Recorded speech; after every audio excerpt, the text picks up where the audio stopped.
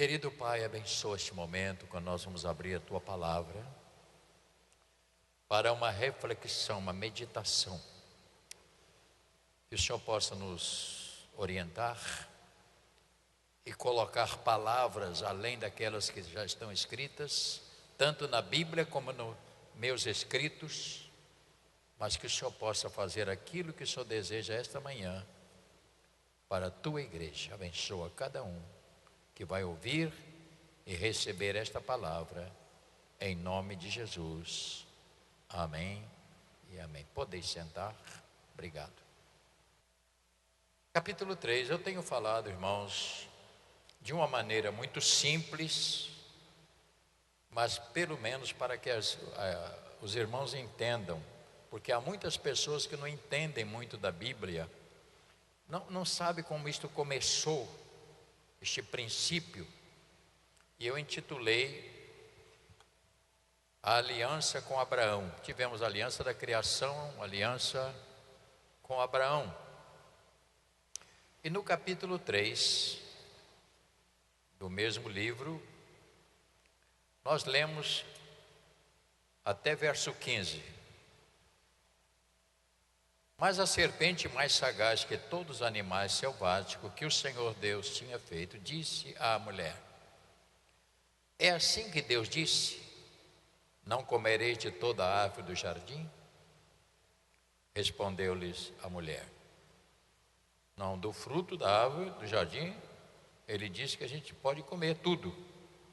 Mas ele disse que da árvore, do fruto da árvore que está no meio do jardim, ele disse para a gente não comer dele, porque não pode nem tocar, para que você não venha morrer. Então a serpente disse à mulher: é certo que não morrereis. Isto é uma falácia. Estou dizendo com as minhas palavras. E ele diz a razão: porque Deus sabe que o dia em que dele comerdes, se vos abrirão os olhos, e como Deus sereis conhecedores do bem e do mal.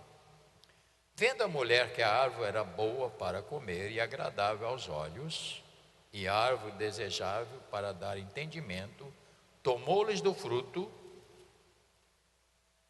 comeu, e deu também ao marido. E o problema está aqui, vírgula. E ele comeu. Abriram-se então os olhos de ambos e perceberam que estavam nus. Cozeram folhas de figueira e fizeram cintas para si. Quando ouviram a voz do Senhor Deus que andava no jardim pela viração do dia, escondeu-se da presença do Senhor Deus, o homem e a sua mulher, por entre as árvores do jardim. E chamou o Senhor Deus ao homem e lhes perguntou: onde estás? Ele respondeu: ouvi tua voz no jardim, e porque estava nu tivemos medo e nos escondemos. Perguntou-lhe Deus: quem te fez saber que estava nu? Comeste da árvore que ordenei que não a comesse? Então disse o homem: a mulher que me deste por esposa, ela me deu da árvore e eu comi. Disse o Senhor Deus à mulher: que é isto que fizeste? Respondeu a mulher: a serpente, ela me enganou e eu comi. Então o Senhor Deus disse à serpente: visto que isto fizeste, maldita és entre todos os animais domésticos e és entre todos os animais selváticos, rastejarás sobre o teu ventre e comerás pó todo o dia da tua vida. E aqui nós temos um versículo para nós meditarmos: porém inimizade entre ti e a mulher, entre a tua descendência e o seu descendente, este te ferirá a cabeça e tu lhes ferirás o calcanhar. Amém. Até este ponto. Ler a Bíblia não é o mesmo que se você ler a Bíblia de uma maneira comum, você vai lendo a história. e você não tem apreciação pelo conteúdo. Eu estou lendo um livro que diz o seguinte: o escritor, entre muitos tópicos, ele fala sobre a pessoa que é muito machucado, e ele começa a descrever vários tópicos para tratar disso. E uma das coisas que ele diz é o seguinte: transforme as suas cicatrizes em estrelas. E é interessante você observar que o conteúdo é interessante, porque às vezes nós sofremos esses problemas e conseguimos levar ele toda a nossa vida de maneira amarga, sem a gente tratar dos ferimentos. E eu gostei dessa expressão: transforme ela em estrelas para brilhar.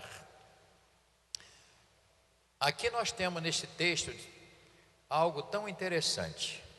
Diante deste caos, desta tragédia que atingiu toda a humanidade, surge uma promessa divina que iria vir, como veio, o Salvador. Viria o poder para destruir este poder satânico, e era para restaurar o ser humano desta tragédia chamada pecado. Então é importante a gente observar que você não pode ignorar de que isto foi uma verdadeira tragédia que aconteceu. Esta tragédia, não sei se você lembra daquela, você não é desse tempo, aquela bomba da Hiroshima, né? Como os efeitos ficaram lá, né? A vida inteira aquilo lá. Isto aqui foi uma tragédia. Não é simplesmente não comer da árvore, não é simplesmente comer a maçã, nós estamos falando de uma tragédia que destruiu o futuro de todos. Acabou com o futuro, aquela convivência com Deus no jardim, aquela presença dele diariamente. Essa foi uma destruição, e que Deus teve que tratar do assunto, porque Deus precisava, e nós vamos comentar sobre isso, talvez não dê tempo, sobre a família, porque o projeto de Deus, irmãos, é sempre família.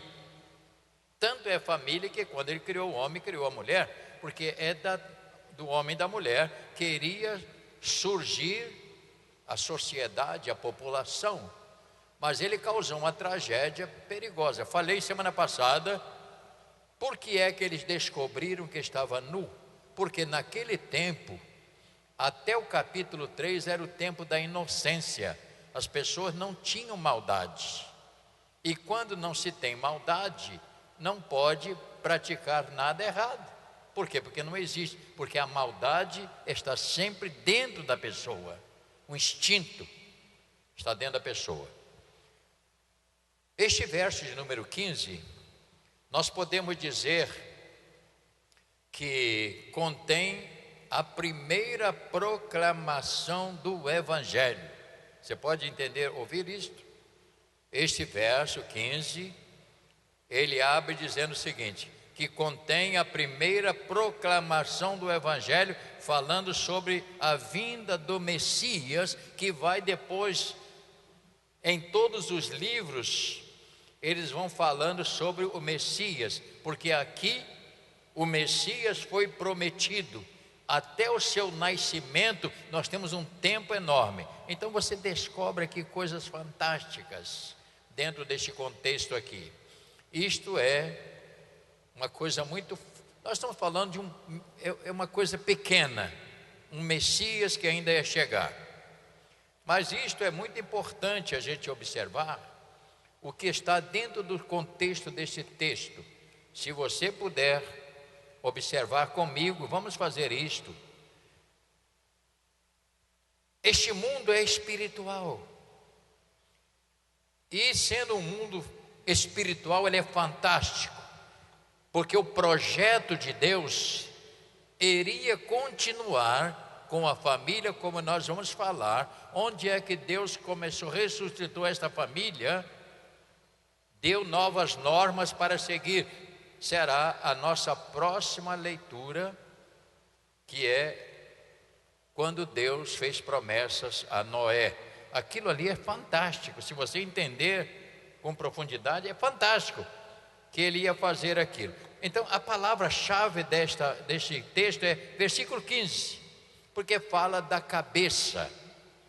Agora vamos mexer um pouquinho com a Bíblia. Olha para mim, segura esta página aí. Segurou? Bote um obstáculozinho aí e vamos até Efésios, capítulo de número 2. Porque nós só vamos entender a Bíblia se nós começarmos a ver as respostas do que eu estou dizendo a você nesta manhã aqui. Que o problema de Deus, Ele queria a sua família. E uma vez que a sua família foi atingida, Ele trabalhou para ressuscitar a sua própria família. Então no livro de Efésios, você vai encontrar, por gentileza, capítulo de número 2 de Efésios.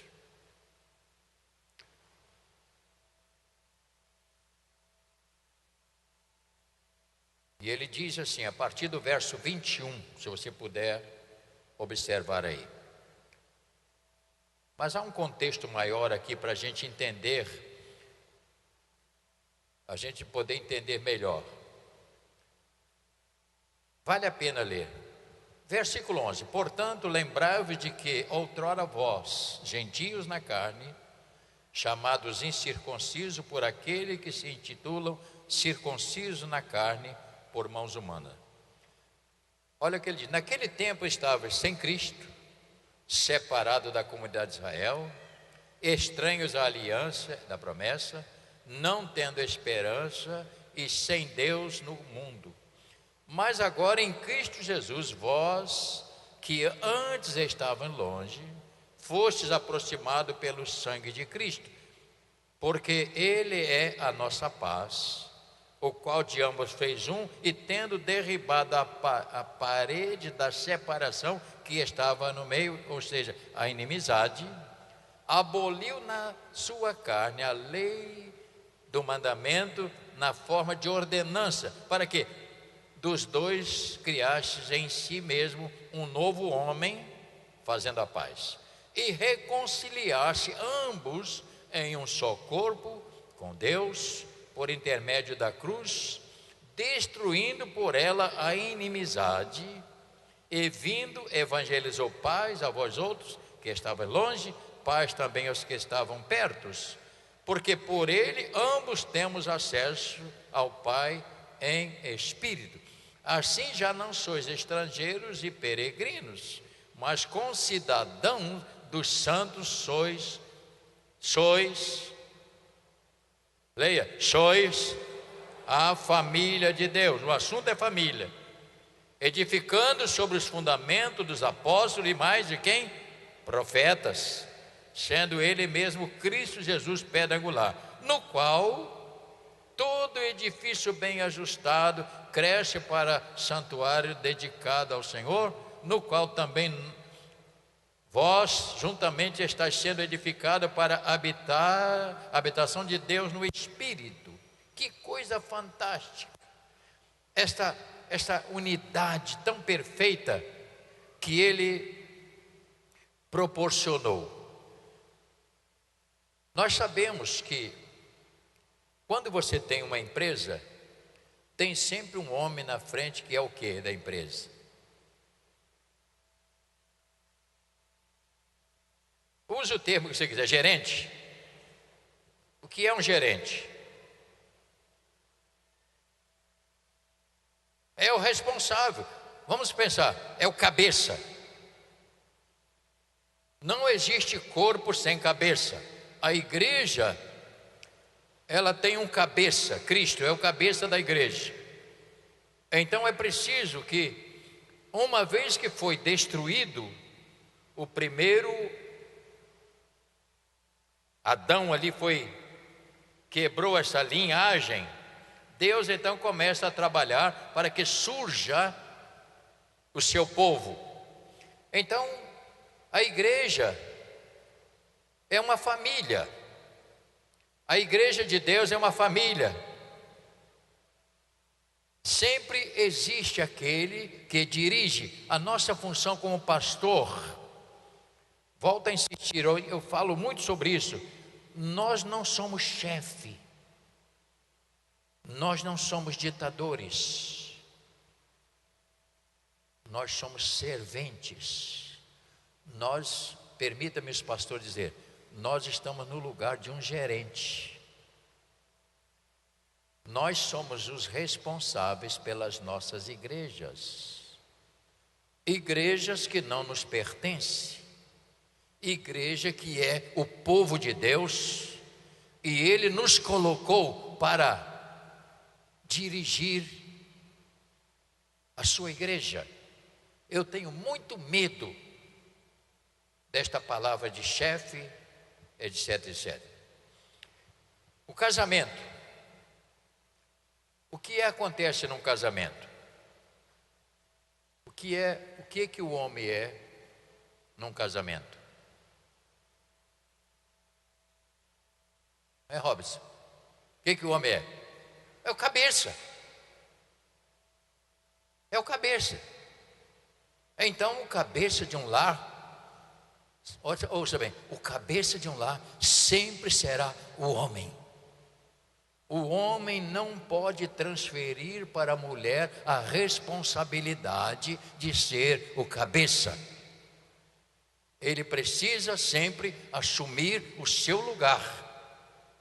Ele é o cabeça. É ele que determina, a ordem vem de cima. Isso é muito sério, porque este é o projeto de Deus.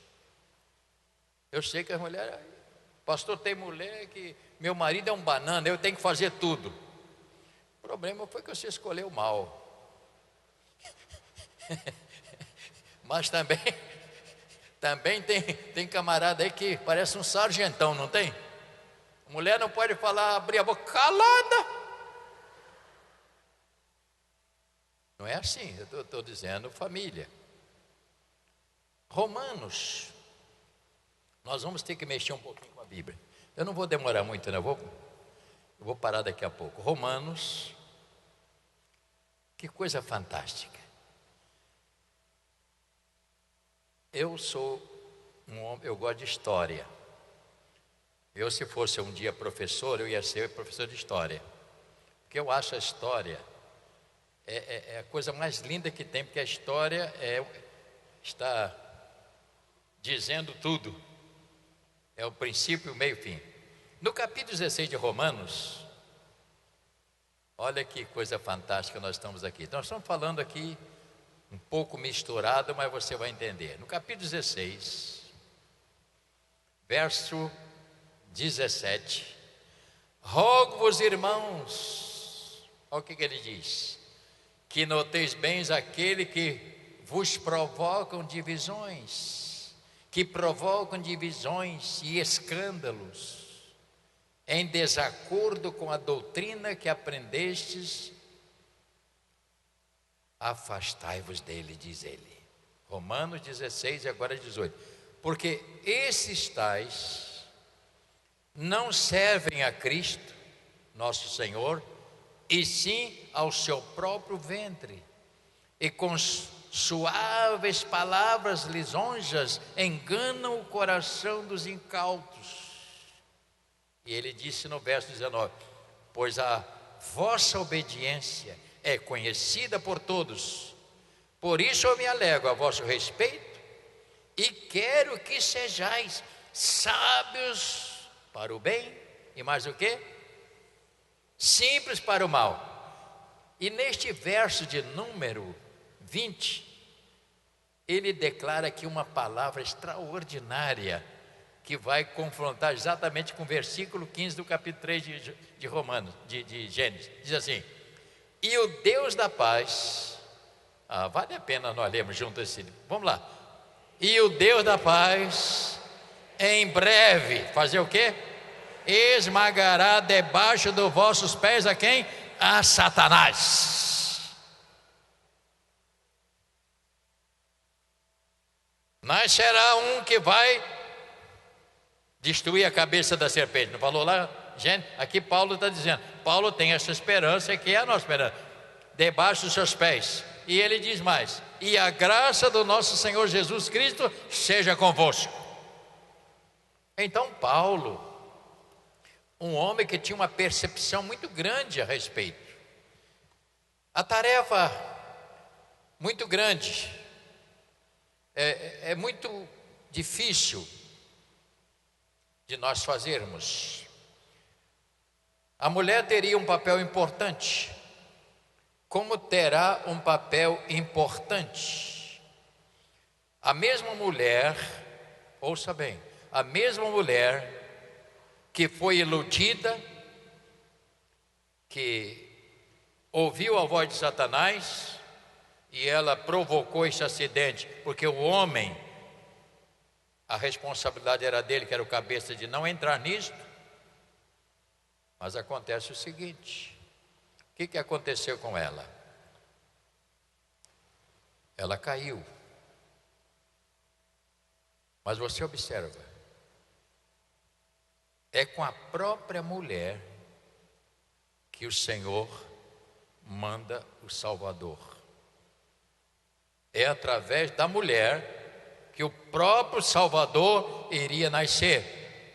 E isto fala tremendamente que iria esmagar a Satanás, e esta vinda do Salvador e até na cruz iria acontecer isso. Mas isto vem através da mulher. Com a mesma mulher que comeu da árvore da vida, o Senhor diz que você vai ter uma maternidade muito sofrida, e é da própria mulher que vem o nosso Salvador. Salvador humano, divino. Isso é fantástico.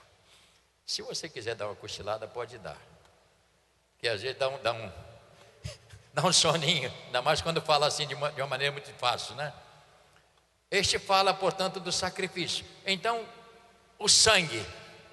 E agora nós temos um outro assunto aqui interessante. Quando eles estavam nus, o que é que Deus fez? Assim eu não entendo, todo mundo falando. De onde vem esse vestimenta?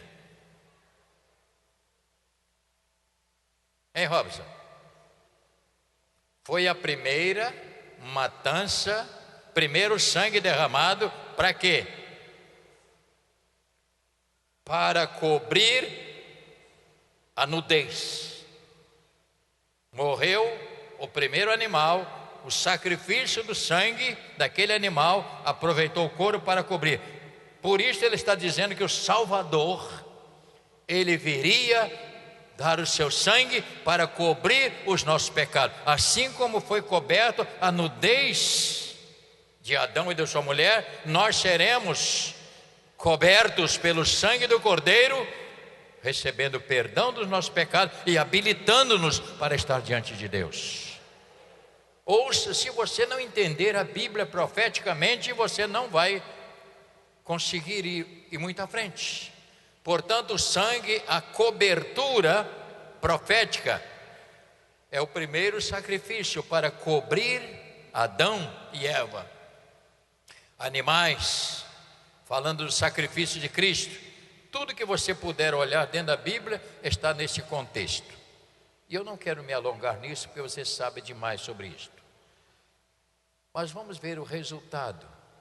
Eu disse que o resultado do pecado, irmãos, é uma tragédia. Olha o capítulo 4, que nós vamos começar a pensar sobre ele. Temos aqui o que? O início de quê? Da família. Coabitou o homem com Eva, sua mulher, e esta concebeu e deu à luz a Caim.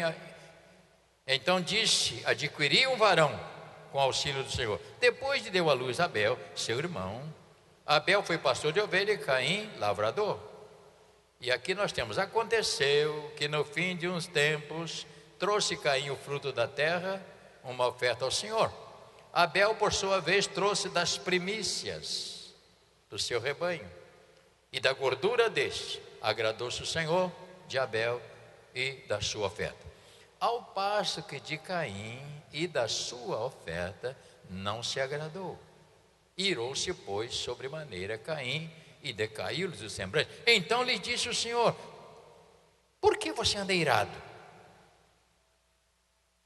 E por que decaiu o seu semblante?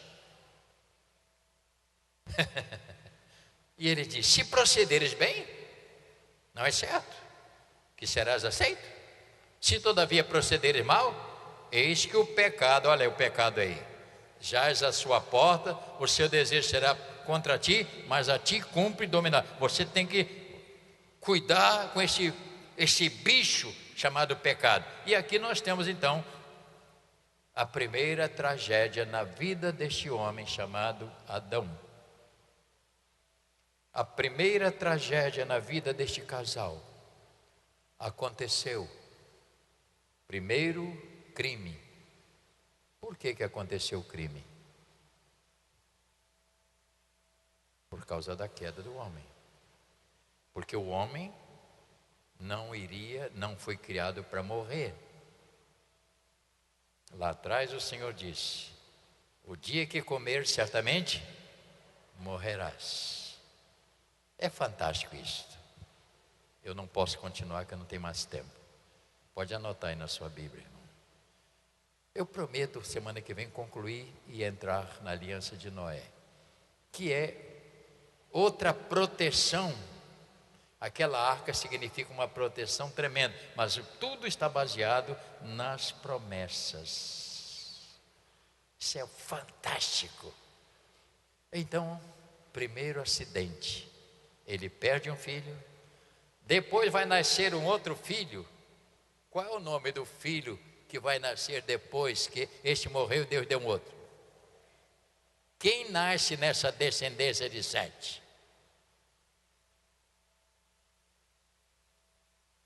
Fala baixinho para o irmão quem é, fala.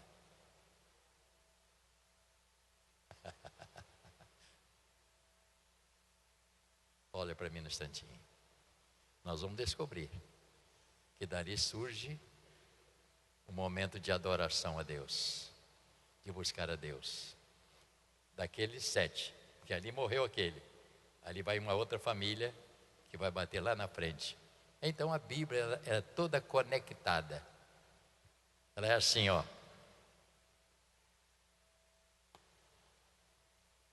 Quer saber mais? Quantos querem saber mais sobre isso? Levante a mão, quem quer saber? Diga para o irmão, domingo que vem.